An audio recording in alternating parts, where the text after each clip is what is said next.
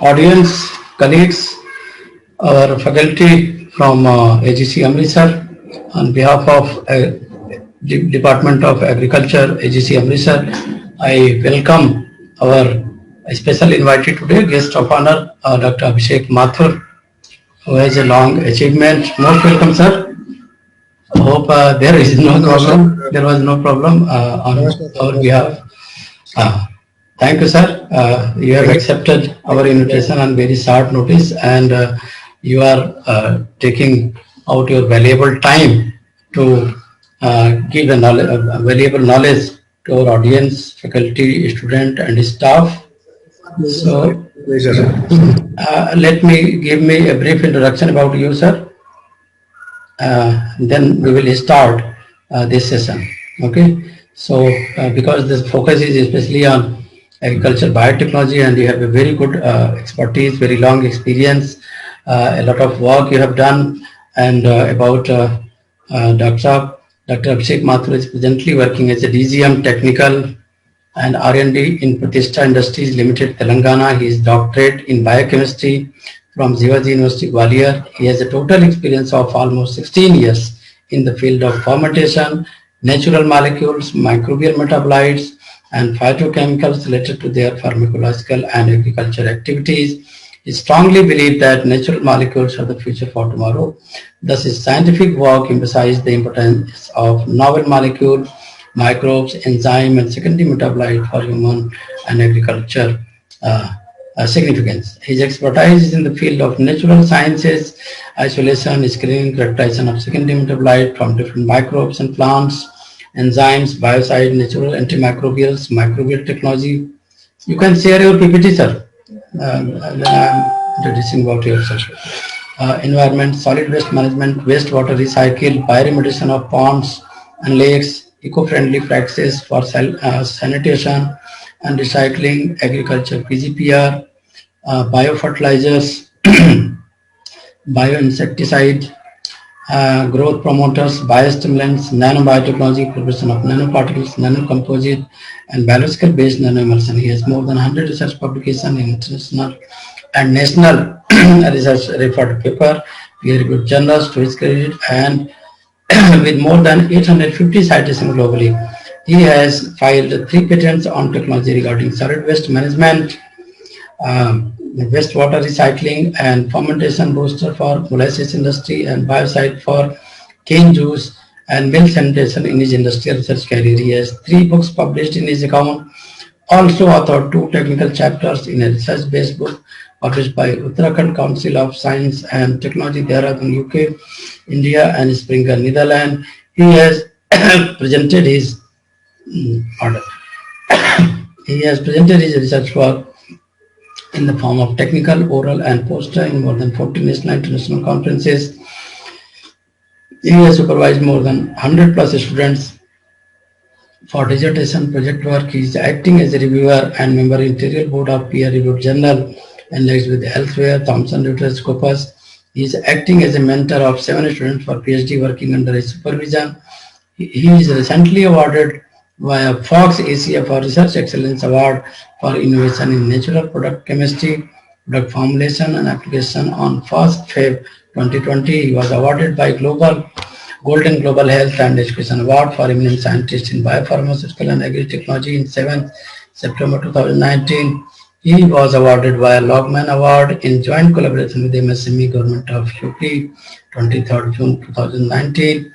He has received Gem of Asia International Excellence Award by ARTP New Delhi in Bangkok, Thailand in February 2019. He is awarded by Jewel of India by IIM and ISC in year 2018. He has received Indo Global Excellence Award in PGPR Novel Technology by Indo Global Chamber of Commerce, Pune in 2018. He has received World Agriculture Excellence Award in Biotechnology by World Achievers Foundation India 2017.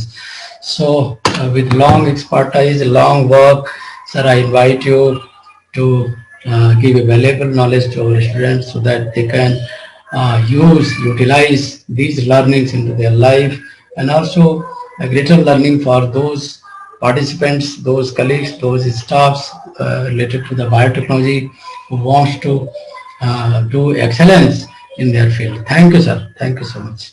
Please. Thank you, sir. Thank you, sir, for inviting me on such a great platform. And it is my pleasure to be with you under your canopy. And it is my pleasure to be associated with you from last so many years. And I am. It is my great pleasure that you are there. I am looking you there as an organizing chairperson, and wonderful work of yours as well as your team. I congratulate you for organizing such a great kind of FDP program. So I will not take much few minutes because every eminent speakers have already described in a few days. So I will be briefing about the main concepts of agriculture and what kind of formulations which we are developing for the agriculture purposes. So in the form of nanoparticles. So sir, my slides are visible and my voice is audible. Your voice is audible, and as well as clearly we can see your presentation. Slides are no problem. And you have in one day we are inviting only one speaker, so you have full length of 1 hour, and you can explain well. No problem. There is no limitation of time. You can take your time. Yes. Okay, sir. I will make it for 1 hour, or suppose nearby 1 hour. No problem. No problem. This is yeah. So this is about biological nanoparticles, which are based on natural molecules and metabolites, which can be utilized as significant growth promoters and defensive agents of crops. So as we know that in today's scenario that the green revolution has been introduced in our country as well as globally. So the people are now believing on the green concepts. Actually, they were focusing on the chemicals and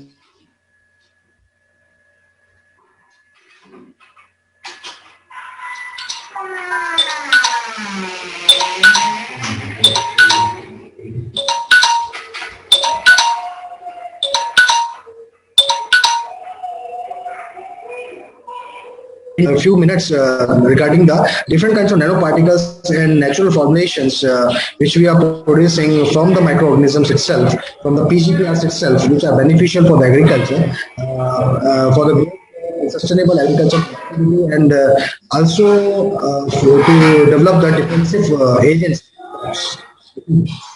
So when we talk about the PGPRs, the plant bacteria, these bacteria are basically beneficial for the agriculture, as these are found in the community in the rhizospheric region of the soil. So these are named as PGPR, plant growth promoting rhizobacteria. It is broadly known as rhizobacteria, but there might be some fungus also.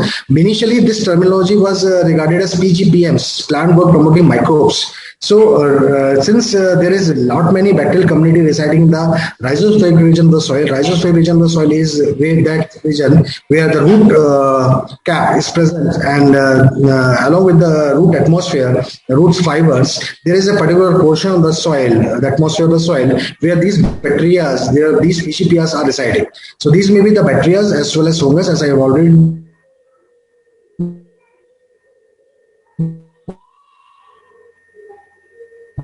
discussed, and these are residing in a very symbiotic mode of nutrition. They are checked to each other, so they are working as a teamwork. They are working as a teamwork, and they are different kinds of microbes, PGPRs, which are basically silica solubilizing bacteria. This may be they may be nitrogen fixing bacteria. They may be free living or nitrogen fixing in the form of symbiotic nitrogen fixation, right? Root nodules, rhizobium bacteria.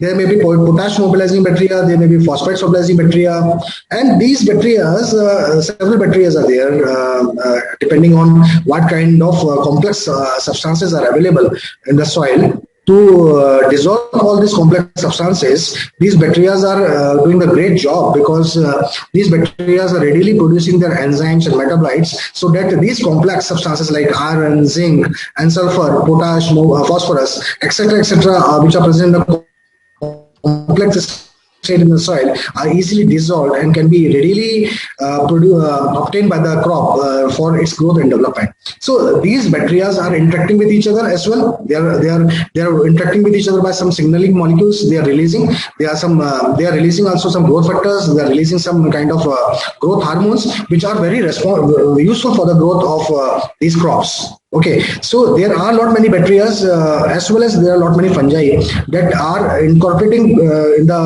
rhizosphere region, and they are providing so much nutrition as well as they are indirectly or directly involved in some of the growth processes of the crops. Either they are enhancing the roots, either they are enhancing the stems, roots, kind of leaf pattern, the stem height, and the root fibrous pattern, and dissolving of many complex molecules available in the soil.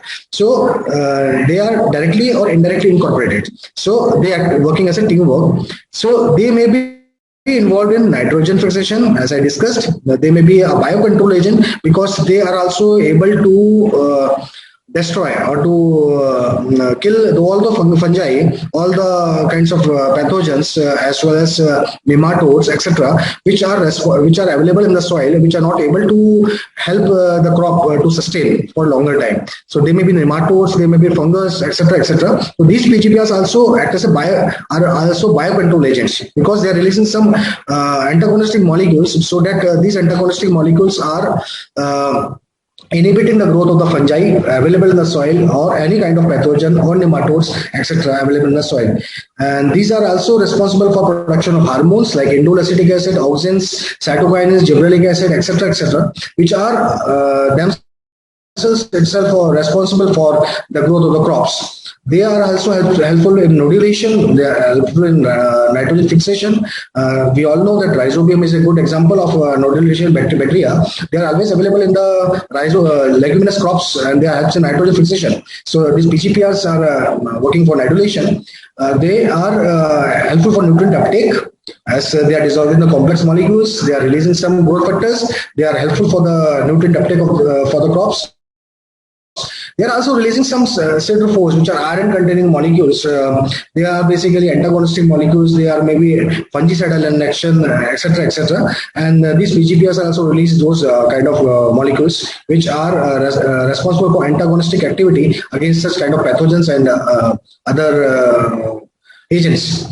Okay, so the PGPRs are working in a diverse manner, and the thing is that there are a lot many microbes which have been already isolated, but in today's scenario there is a lot many work which is being done on PGPRs just to isolate and screen what kind of bacteria, what kind of organism it is, what is the mechanism, what is the how they are acting for the growth of the crops, how they are providing sustainable agriculture productivity, like those. So all those applications are being studied globally throughout the world, and the new PGPRs and new microbes are being isolated and determined to check their efficacy for the growth of the crops and for providing the any kind of antagonistic activity against the pathogens or nematodes, etc.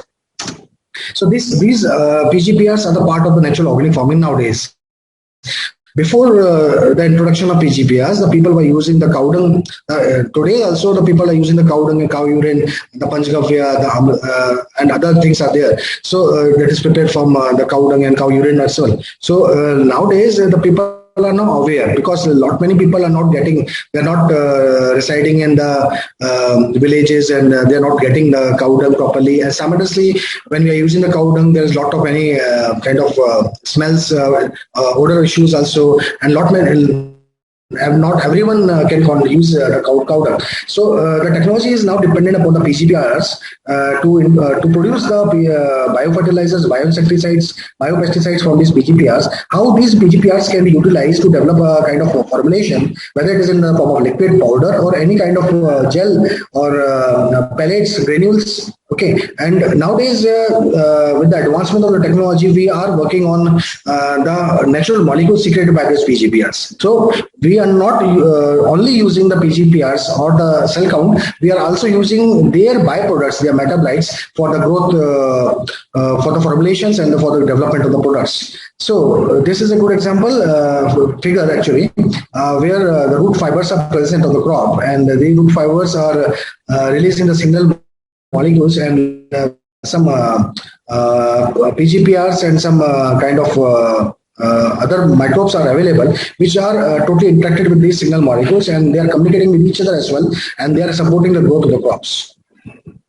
So when we are talking about the microbe to crop interactions or microbe to plant interactions, we are anyhow interacting with the microbes to microbes as well. So this is basically a microbe to plant interactions or crop interactions. Basically, there's not only single microbe which is incorporated in the rhizospheric region, which is supporting the growth of crops. There are a lot many microbes, as I told earlier.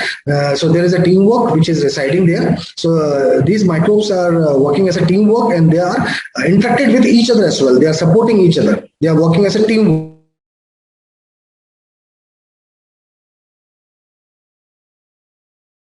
Used by the another microbe for the growth or some communication, and such microbe to microbe interactions are enabling the sustainable agriculture productivity or the overall growth and productivity of the crops, whether in the form of vegetative growth or in the reproductive growth. When I am talking about the vegetative growth, it means I am talking about the stem length, the leaves pattern, the branches pattern. Okay, now when I'm talking about the reproductive growth, I'm talking about the flowers pattern, the number of flowers appearance, and the fruits, the fruit sizes, the fruit color, the fruit shapes, etc., etc. So these PGPRs are interacting with each other as well as interacting with the growth with the crops, so that they can enhance the vegetative as well as reproductive growth of the crops. Okay, so there is a very good system actually. Now, when coming into the kind of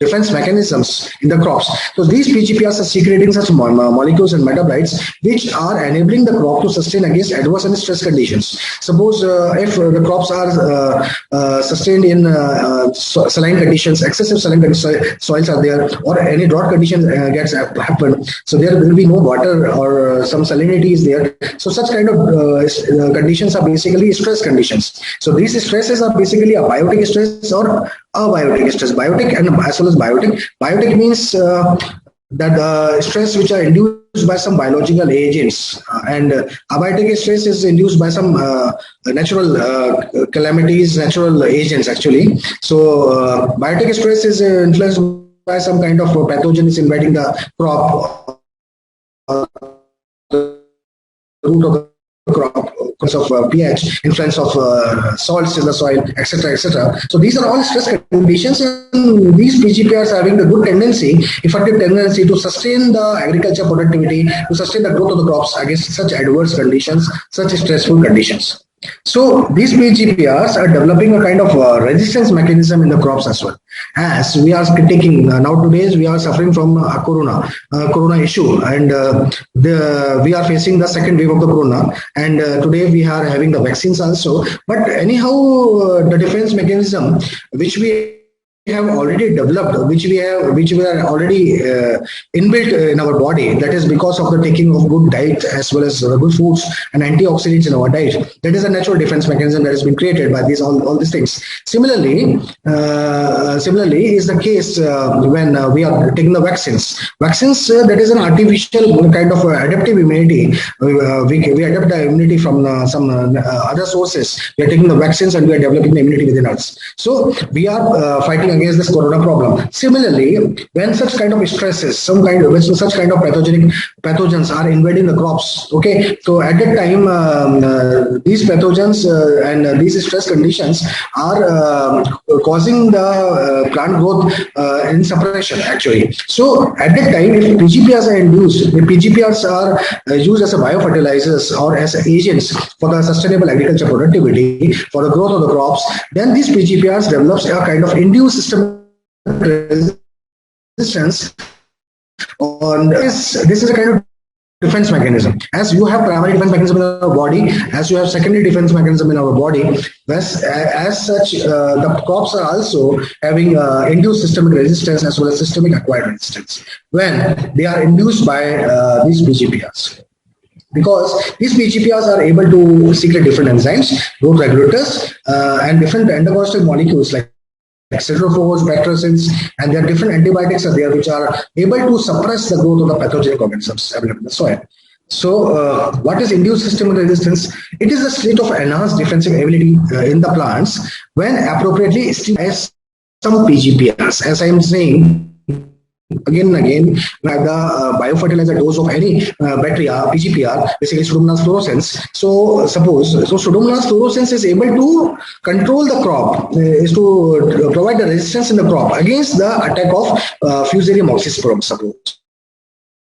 So that is a Fusarium oxysporum is a pathogenic fungi available in the soil, and we all know that this fungi, when available in the soil, it reaches to the crop tissues as well, and it also causes lot many damage to the crops. So when Pseudomonas fluorescens is induced to the crop, the crop is automatically saved against the attack of the Fusarium oxysporum. This is induced systemic resistance.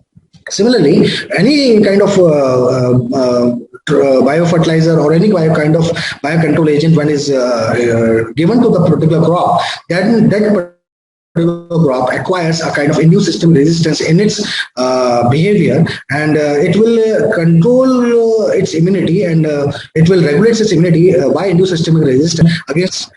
So it is not. So there are some inbuilt, there are some genes which are activated in the plant crop, and they are known as pathogen. They are releasing some kind of proteins which are known as pathogenesis related proteins, and these genes are known as pathogenesis related genes. So these pathogenesis related genes are releasing some pathogenesis related proteins which are able to secrete the proteins in the form of gluconases, chitinases, which are already responsible, already meant for hydrolyzing the kind of pathogenic fungal cell walls and destroying the kind of nematodes and other kind of pathogens available in the soil on the crop. So this is known as systemic acquired resistance. This is activated because of some genes, and these genes are activated because of some kind of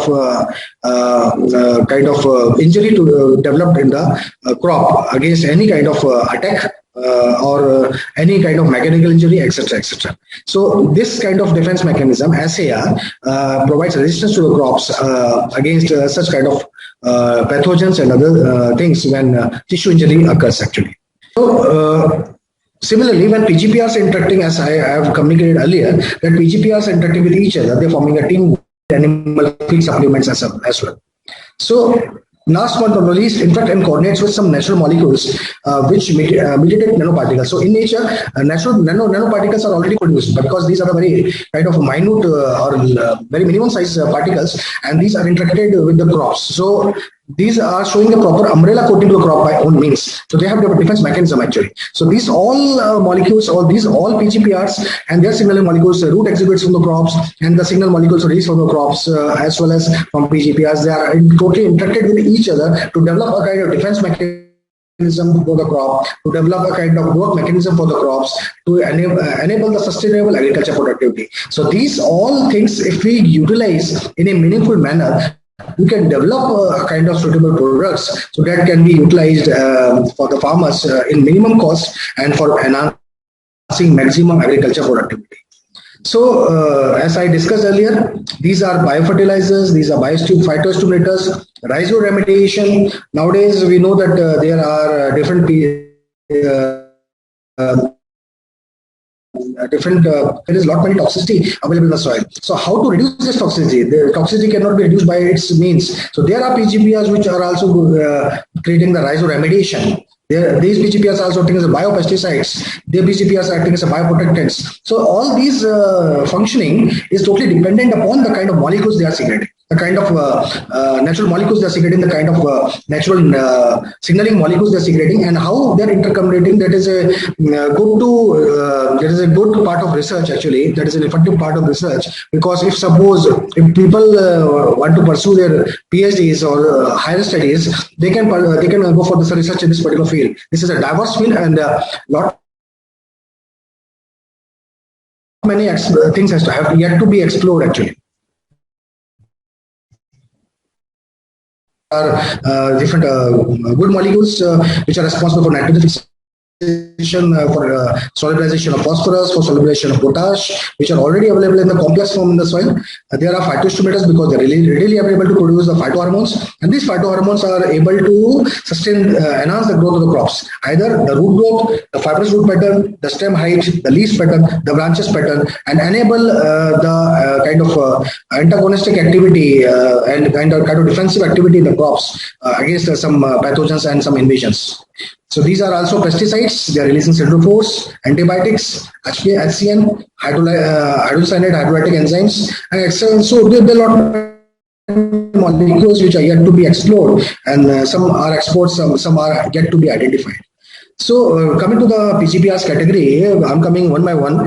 This is Arbustiva mycorrhiza. This is a good fungus actually. This is a versatile fungus, and we can develop a lot many products from it. It is able to secrete lot many molecules, and I want to tell you that, this mycorrhiza is having the capacity to solubilize the complex phosphates also, as well as provides the variation in the roots, provides the branching pattern in the roots. These mycorrhiza strains are having some spores, and these spores, when we develop a product from the mycorrhiza, we mention the label claim that is infective propagules. Infective propagules, not spores actually, because infective propagules means the root fragments which are already infected by the mycorrhiza of basically of the crop, as well as the vesicles and the hyphae of the fungi, mycorrhiza. These are acting as ecto and endomycorrhiza, and these are constitutively regarded as infective propagules, because any single infective propagule can be able to infect the root tissue of the crops. And in fact, not only the infection, it is not the bad infection, it is basically the good infection. When such spores or such infective propagules infect the root crops, then these roots are elongated, these roots are turned into branches, fibrous pattern, and that enables the sustainable agriculture productivity, or enhancing the root pattern as well as the growth of the crops. So these are the basically different kinds of spores, and these can be recognized as glomas, gygospora, aculospora, gigantospora. There are a lot many species of mycorrhiza which are already available in natural form. The things are there which we have to isolate and to explore, and how to use in a meaningful fashion actually. So many experiments have been conducted. We have prepared different kind of products from it, using natural molecules from isolated from mycorrhiza as well as from mycorrhiza itself. So we have also seen the intercommunication of this mycorrhiza with other bacteria, other fungi also, which are known as PGP.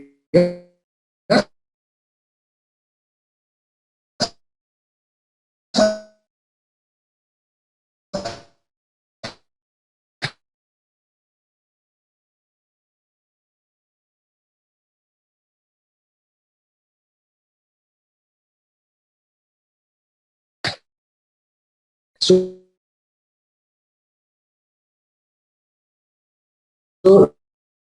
and we can, through this single formulation, a specific biofertilizer, a biopesticide or biofungicidal agent can be prepared. So I mean to say that if we are not able to sell a specific bacteria, if we are not having the license, we can prepare the products from the consortia. Okay, those bacteria which are good to the crops, which are found to be having a specific growth regulatory activity and antagonistic activity against the pathogens. So these microbes can be isolated and screened and can be selected to develop a single formulation if they are found compatible.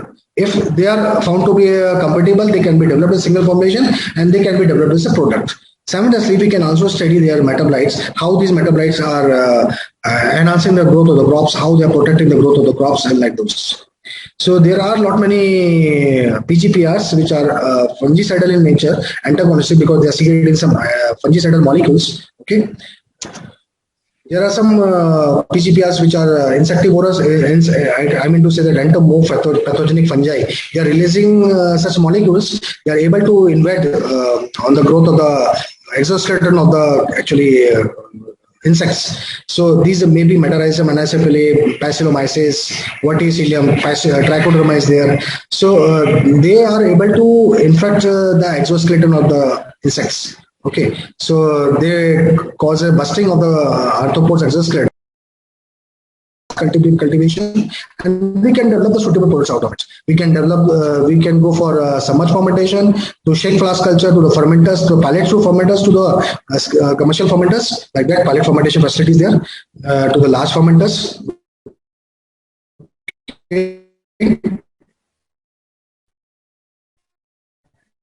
Then there is another fermentation which is known as solid state fermentation. In solid state fermentation, we can release their molecules and we can utilize their biomass to develop some formation of Trichoderma. The previous is of Trichoderma. This is of Bacillomyces. You can also use a single strand. You can also use a consortia, the liquid culture along with some solid substratum. On the this is known as solid state fermentation. Specific pH, specific media composition has to be introduced, and this particular organism can be easily grow, and this biomass can be collected further, harvested further to develop suitable products. This is a particular suitable solid state fermentation process of Beauveria bassiana. Now, how we can utilize such kind of biomass to develop formulations?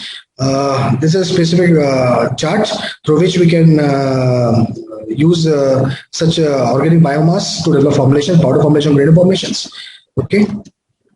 Further, we can develop the nanoparticles, the general strategies, the nanoparticle strategies, nanoformulations. There are granular formation, there are powder formulation, the liquid formulation. These are already very common. So today's science is exploiting the different kinds of formulations like gel formulations, like semi-solid formulations, like nano formulations, which are very effectively, which can be effectively used for generations, which can be effectively used in very low concentration, which can be effectively used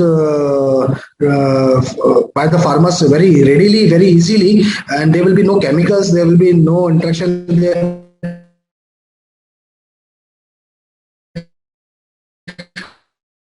And these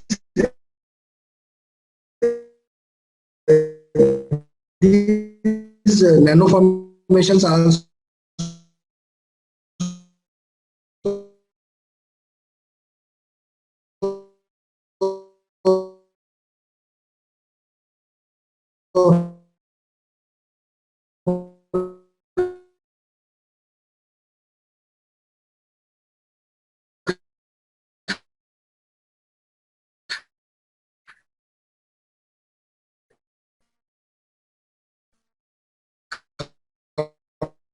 or any kind of metallic particles which are meant to be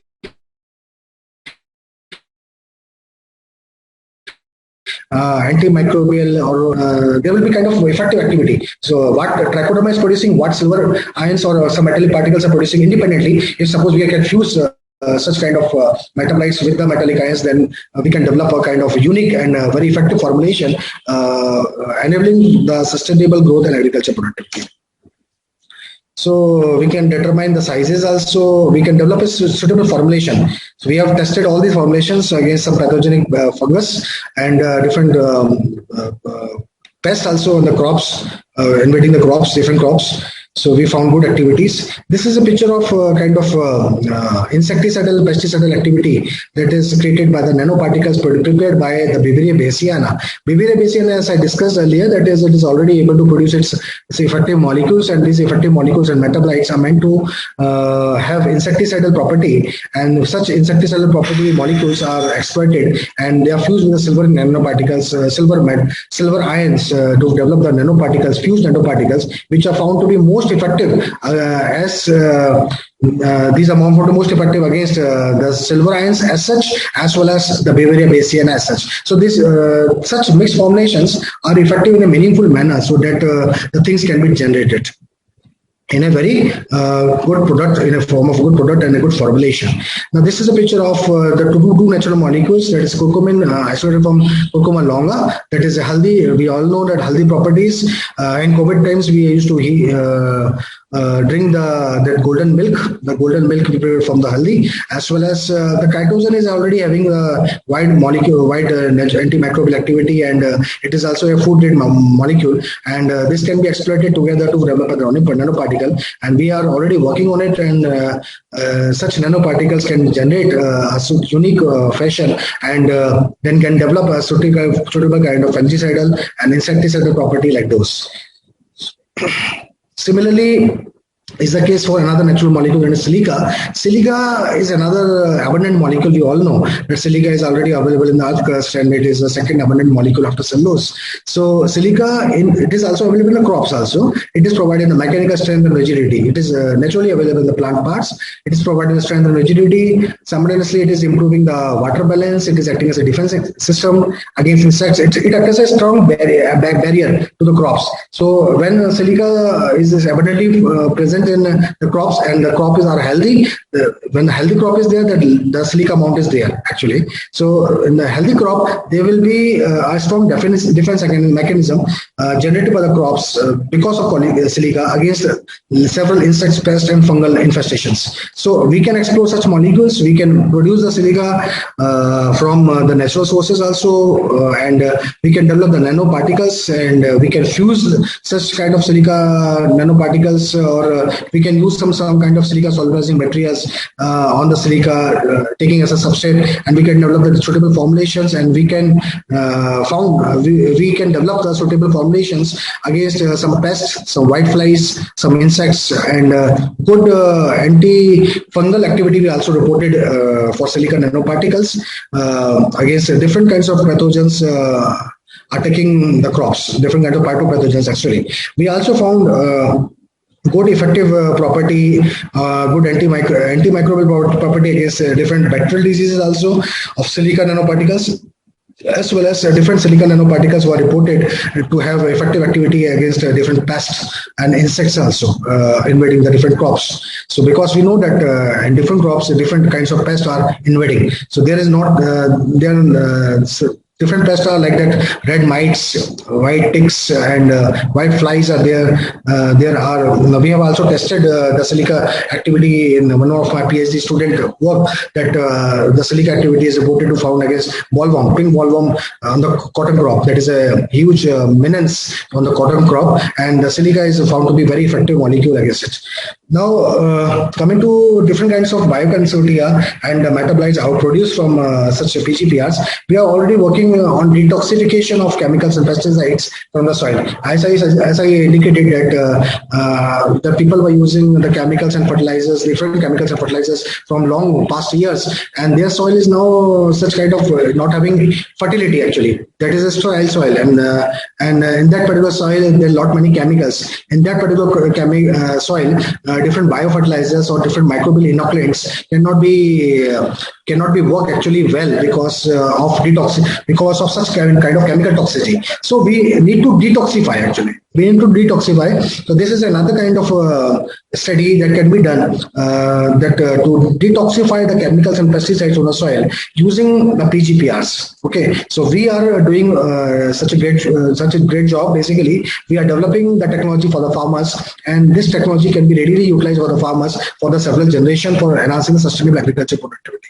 Suppose if we are talking about a green revolution, if you are talking about a green technology, and we are indicating and we are suggesting to the farmers that green technology will work well for you, but I just want to say that I just want to make clear this particular point that this green technology can work only well when such kind of chemical toxic pollutants are removed or can be minimized in the soil, because by using chemicals and pesticides from past lot many years, the soil is not gaining its fertility. So soil is very toxic. So first is to reduce the toxicity levels, to detoxify the soils so that our biofertilizer, our microbial inoculants can easily work in that particular soil.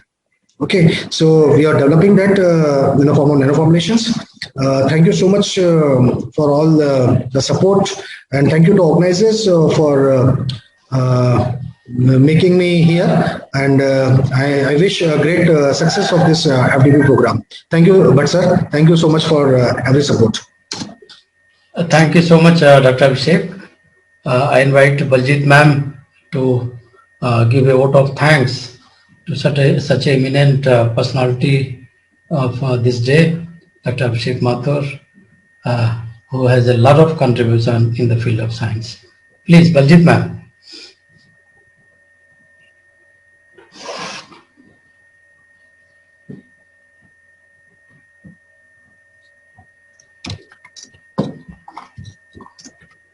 Baljit ma'am. Yes, good morning, sir. Thank you so much, Dr. Mathur. Today's lecture was really knowledgeable, and all the participants got so much knowledge from this lecture, and I hope that your knowledge will be applicable in our future. So thank you so much, Dr. Mathur. I also want to thank our authorities, our principal, Dr. Vicky Bangaji, for giving us permission for this, organizing this webinar. Thank you, Dr. Bhatt, for organizing this 5 days FDP. Okay, thank you so much, ma'am. Thanks all the participants and all the students. Thank you. Any question from anyone? Dr. Mathur can take one or two questions. Sir, it will be grateful if there will be some more questions. Please. So I invite all the participants. If you have any question, please go on. Dr. Priyanka, Dr. Manjusa, Dr. Pooja. Okay, thank you very much, sir. Thank you, Abhishek, sir. Actually, it was a very nice work, and it was very informative session. And once again, I thanks here.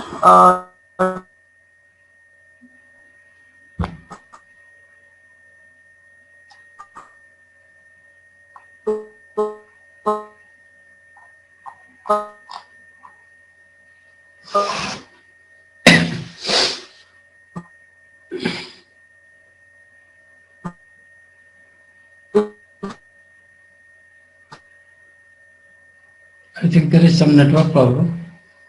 So you can apply on the culture itself.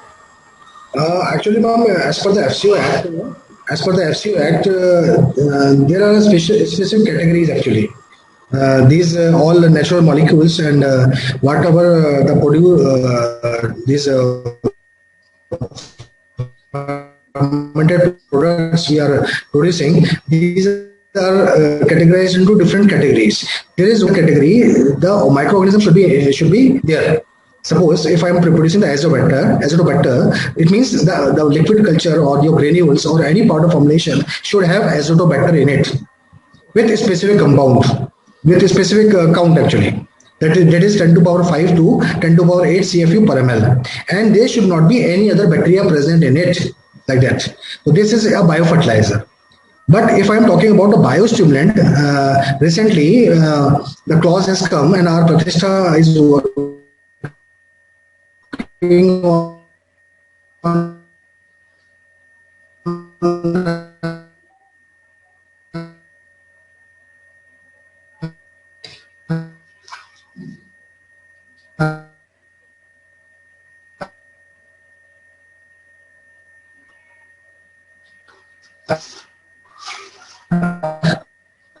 the biostimulant products, not antioxidant category, natural metabolites, plant metabolites, microbial metabolites, but not bacteria, but not count, no count. So biostimulants they can be any natural molecule, can be any natural produce, can be natural thing produced by fermentation process. Okay, that can be categorized into antioxidants, categorized into biochemical category or any other category. There are not many categories available in the clause. but that should not have the bacterial count. That is a biostimulant. So when we are and functions are same, functions are same, but we cannot mention on biostimulant label that it is a growth promoter. Okay, sir. We cannot mention that it is able to fix the nitrogen. Okay. This is means we are not done the because we are not just carry out the extraction purification, but since it has the beneficial effect on the plants, we can say there are multiple useful metabolites. There may be some enzymes, sir. There may be some. Sir, you have mentioned actually. So actually, biostimulant is not containing the bacteria. That can be produced by fermentation. Any natural molecule, any natural fermentation derivative can be produced. Multiple metabolites are there.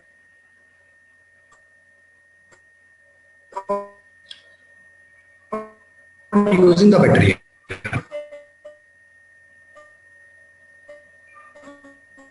Okay, sir. 10 to power 8, 5 to 10 to power 8 should be present in that bacterial product, biofertilizer. Yeah.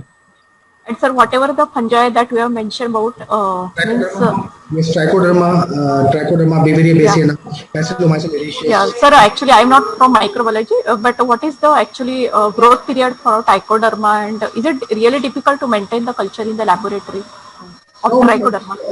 Yeah, it is not difficult to maintain. Only we have to maintain the sterilized condition and the separate conditions actually.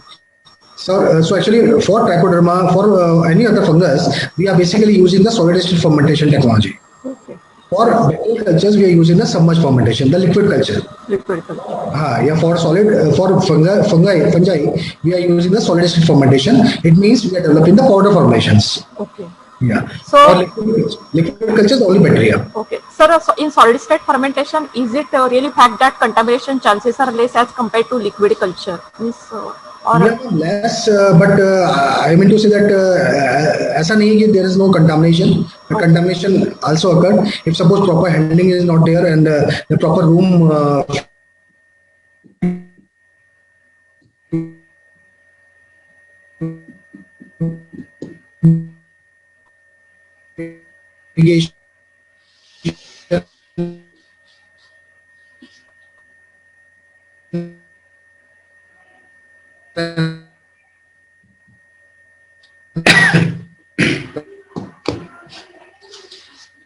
the facilities.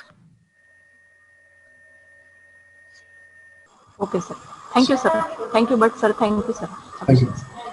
Any other audience?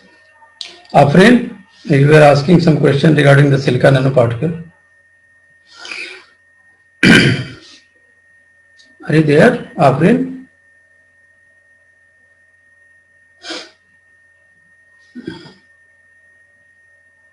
Anyone else? My students, other faculty member? Dr. Priyanka? Sir, Afrin madam, what she was asking about, sir, I just, can you, sir, Abhishek sir, you please explain, because silica or it is silicon and how it is particular classified under the chemical element. So whether any such chemical element having such multiple types of the biological activities. So just can you explain about this silica? Same question from Afrin madam. Yeah. Silica is an abundant molecule actually, and the natural source can be rice husk. You can obtain easily from the rice husk. Say rice husk is a very good source of silica. There is a well-defined process and lignocellulosic source that is contributing the maximum part of the silica. So different kind of lignocellulosic materials are there which are having different percentages of silica. Okay, so we can exploit those sources for production of silica. We can optimize the process and we can produce silica, and that silica can be utilized for development of formulations and for formulation of products like that. So it is not necessary to isolate and extract it from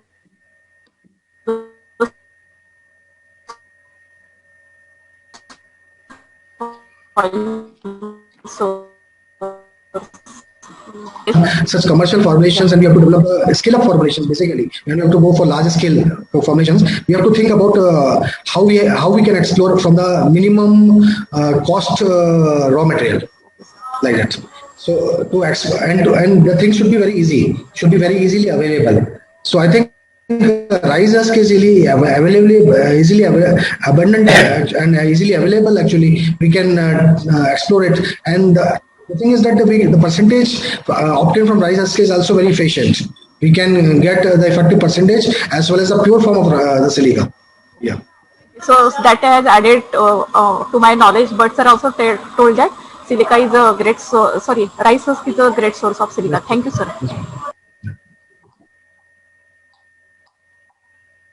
Any other audience? This is a great opportunity to ask such a eminent scientist. Salini, Tejasvi, Aditi, anyone else? So, thank you, Dr. Saab, for a wonderful session, wonderful knowledge sharing. And yesterday when I was delivering lecture, so ma'am asked, one of the participants, Manjusa ma'am asked about the biopesticide, and you answered today well in very depth.